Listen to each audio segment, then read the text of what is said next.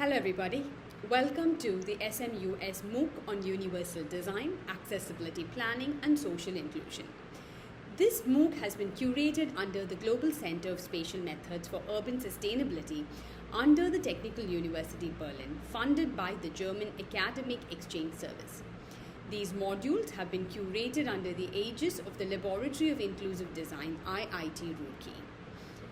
It is my pleasure once again to welcome you to Creating Inclusive Mobility Through Healthy Streets, Module 5. I'm Aswathy Dilip and I lead ITDP in India.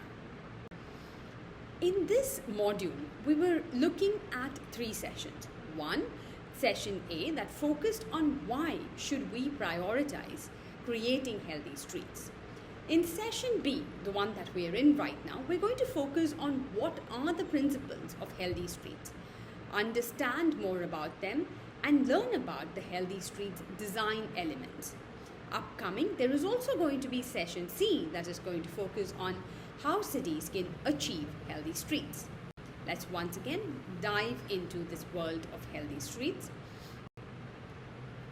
So as we saw in the previous session, healthy streets are streets that are designed for people, where everyone can move with ease irrespective of whether you're walking, cycling, using public transport, using personal motor vehicles, whether you're a child, a woman, an elderly, a person with disabilities, or a transgender individual. Now, this is a city where our streets are well connected and where people, each of us, prefer to walk, cycle, and use public transport over cars. It is a city which is filled with vibrant public spaces and pleasant streets where we feel the need to linger, socialize, and visit local businesses. So what are the principles of healthy streets? How can we create streets such as these? The 3 key principles of healthy streets are equity, to ensure that we include all groups of people, especially the vulnerable and the marginalized, when we're thinking and when we're recreating our streets. 2, sustainability, to ensure that we're creating streets that enable us to use the modes which would help us meet the needs of our present requirements without compromising the needs of the future generation. And ensure that there is quality of life.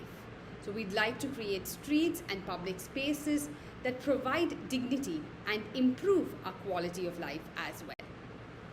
Now, creating healthy streets in our cities require interventions at 2 levels. One is at the urban planning level to make sure that our blocks are small such that we mix land use and building uses, and to ensure that there is a diversity in street widths where we have more humane scaled street widths. The second component focuses at the street level. It focuses on ensuring that there is right street elements when we're redesigning a particular street, and ensuring that these elements make the streets comfortable for walking, for cycling, and for the use of public transport. So let's dive into the urban planning level. Now, urban block can be defined as a plot or a group of plots which are surrounded by the public street on all 4 sides. Now, you can see the location A and the location B. Now, while they might seem close to one another, they need to take a person traveling from A to B will need to travel a longer distance in the image towards your left.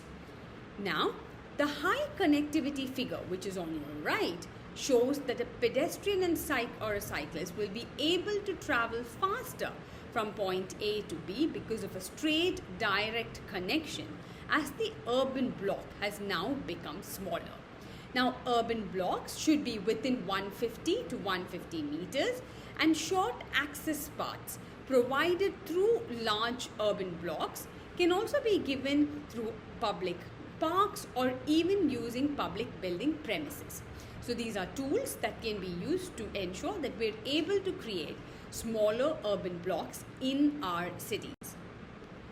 Now, This is an example of Gujarat, where the amendment to the State Town Planning Act has enabled cities like Ahmedabad to prepare local area plans. And these local area plans are a great tool to create a denser network of streets and reduce walking distance. So the new streets that have been created in the local area plan that you can see below includes addition of new development plan roads, addition of existing private roads which is now allowed for public to access, new roads through margins or open spaces in the existing buildings, and roads that are created through plots and that require demolition as well. Now, once we've created this really fine grid of streets for our pedestrians and cyclists to utilize, the next would be to ensure that there are mixed land and building uses, which make sure that the services and amenities are available in close proximity. This increases the probability of citizens using walking and cycling, especially for shorter distances. Building plans and development plans and building regulations should encourage mixed-use developments. In cities in India, mixed use is often a very common sight. As we come to the next level and when we start looking at the different kinds of streets that we are creating, we need to ensure that our streets have a humane scale street width. Wide streets make it difficult for pedestrians and cyclists or public transport users to cross the roads, and hence they are not attractive for especially modes like walking and cycling. It is recommended that street widths are within 45 meters, and 45 meters being widths that are provided only for arterial roads. Vehicle lanes should ideally be capped at 3 lanes in one direction, along with a divider for pedestrians to wait for safe crossing. And the carriage space ideally should be a maximum of 50% of the total street width, as per IRC, the Indian Roads Congress guidelines as well. Now, once we move from the urban planning level into the street level, there are a few principles that we believe that our healthy streets should embrace. These are streets where every citizen get a fair share of road space, where the modes that allow us or the choices of modes that are provided gives us the opportunity to breathe clean air, where public transport is easily accessible, where everyone can move around the city seamlessly, where women, children and the elderly feel safe at all times, where no lives are lost, where walking and cycling is attractive, where people enjoy street life, local businesses flourish, and where the design responds to the local contextual climatic conditions as well. So now going into the street, the different elements that we are looking at is to ensure, one, that the carriageway is uniform, that parking, if provided, is organized, that there's adequate, wide, continuous footpaths that are available on the sides of the street for persons with disability, elderly, women, children to walk safely, where the spaces are well shaded and well lit, where pedestrians, as they're walking, are able to be protected from fast-moving vehicles because of the segregated footpaths, and where possible to provide segregated cycle tracks, and also opportunities for people to enjoy street spaces with spaces for them to sit and relax. Now, at the street level, we would encourage cities to adopt a pedestrian-first approach, where pedestrians are given priority, and then cyclists, public transport users, other shared modes, and finally private motor vehicles. So allocate street space fairly so that space is provided adequately to all these different modes of transport. Now, when we begin designing the street, depending on the type of street and the speeds on that street, we will need to make decisions on the kind of elements that need to be provided. So if you look at residential streets, these are local streets where our children, where our elderly are walking around. They could be collector streets where there's less amount of traffic, and we really want to ensure that the speeds here are much lesser than 30 kilometers per hour. Here is where we create traffic calm streets. Second is when we are looking at arterial and collective streets. Any street that is above 15 kilometers per hour taking larger amounts of traffic, we need to make sure that there are segregated footpaths on these streets. This could also have placemaking components. Now, segregated footpaths are feasible in all streets where right-of-way is above 9 meters.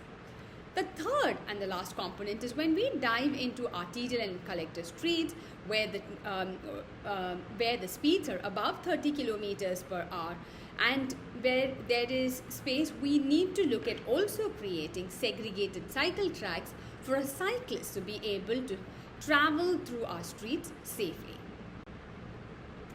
As we start designing our street, the first place where we start is the carriageway. The carriageway width it's extremely important to ensure that we have uniform carriageway width to prevent bottlenecks. As you can see in the image on the top, we have fragmented footpath, and the carriageway sizes changing across different street sections, and this is what causes pinching of traffic and congestion as well. The same street, when you look down, when the carriageway is uniform, then the traffic would flow seamlessly. Carriageway width should not increase in portions where a wider right of way is available. Additional right of way that is available could be used for walking, cycling, public spaces for people to sit, eat, meet, and socialize. So one street should always have one width. Next, we move into the footpaths. Now, footpaths provided on the street should be at one level. The continuous footpaths would allow seamless access for all, especially persons on wheelchairs or mothers moving children in a pram, as well as elderly. Next is the height of the footpath. A footpath that is implemented should have a maximum height of 150 mm. Footpaths that are above 150 mm are extremely uncomfortable, especially for the elderly to climb up.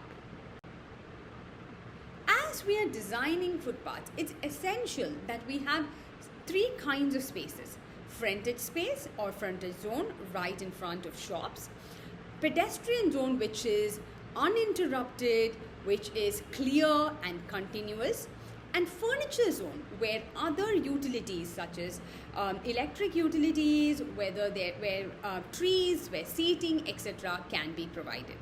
The pedestrian zone width will vary as per land use, and we can refer the Indian Roads Congress for the widths of the various zones. Now, we also need to ensure that the footpath is continuous and accessible, and especially one important feature is property entrances. There are numerous property entrances on our streets, and our footpaths tend to be fragmented and stop in front of each property entrance. We encourage you to create a footpath that is continuous even at property entrances. We should provide and design cycle tracks, ensure that there's physical segregation where the speeds are above 30 kilometers per hour, and provide adequately sized footpaths for pedestrians so that they do not linger or move into the cycle track. So typically there are a few flaws with cycle track design. Now, when the footpaths are narrow, pedestrians tend to move or walk on the cycle tracks, which then leads to the cyclists having to move into the carriageway. Similarly, cycle lanes that are between the carriageway and vehicle parking can be extremely unsafe as people open their doors, which can then hit our cyclists. And in the absence of physical segregation between the carriageway and the cycle lane, this invites motor vehicles to park and encroach the cycle lane as well. Next, when we come into intersections or crossings, pedestrians often never prefer footover bridges and subways unless under very specific conditions, like there is a direct access from a higher level of a metro station or a bus terminus that takes you to the other side. So this is foot-over bridges are extremely difficult, especially for elderly and persons with disability to access, and they must be avoided, and at-grade crossings must be created and provided wherever possible. Now, at the street level, compact intersections are extremely critical. Compact intersections reduce crossing distances and they ensure efficient throughput of vehicles. They also reduce the speeds of the moving vehicles. Now, in the neighborhood streets, as we saw right in the beginning, these are narrower streets with lesser amount of traffic. Traffic calming such as speed breakers can really help us reduce vehicle speeds to below 15 kilometers per hour. And we can ensure that pedestrians can share the street space safely with vehicles when footpaths are not provided. These are local streets, are only recommended for streets below 9 meters of road right of way. And as we design the streets, the frontages are very important. It is these frontages with when they are low height or visually see-through compound walls that improve personal safety. Building regulations should make sure that a solid part of the compound wall is below the height of 1.5 meters. Women and girls especially feel safer when there are eyes on the street. Parking is a very important component at street level. Often cities feel the need to provide more parking, which again invites more parking into the city. When we have more and more free parking spaces on our street, this leads to more and more car uses. Instead, we need to embrace a demand-based pricing parking space management, which will then reduce the number of cars, create revenue that can be reinvested into sustainable mobility, and it also leads to lesser congestion. Parking pricing as a travel demand management measure will encourage also a shift to sustainable modes of transport. So here is a design checklist for healthy streets. You can scan this QR code and view the online checklist. And the entire Healthy Streets Design Workbook can be accessed through the QR code on the bottom left corner. I hope you use these checklists and start designing our streets as healthy streets. In the next session, we will also be diving into how cities can implement or achieve healthy streets. What are the different actions that we need to take so that we can construct and implement a network of healthy streets seamlessly? These modules are developed, the copyright work under the aegis of Laboratory of Inclusive Design, IIT Roorkee. I thank the SMUS MOOC partners for this opportunity to be a part of the module 5 of this MOOC. And thank you for your patient listening. I hope you enjoyed this session. If you've not seen the previous session, please go and take a look at that. And I welcome you to the next session on creating healthy streets and looking at how cities can implement them. Thank you once again.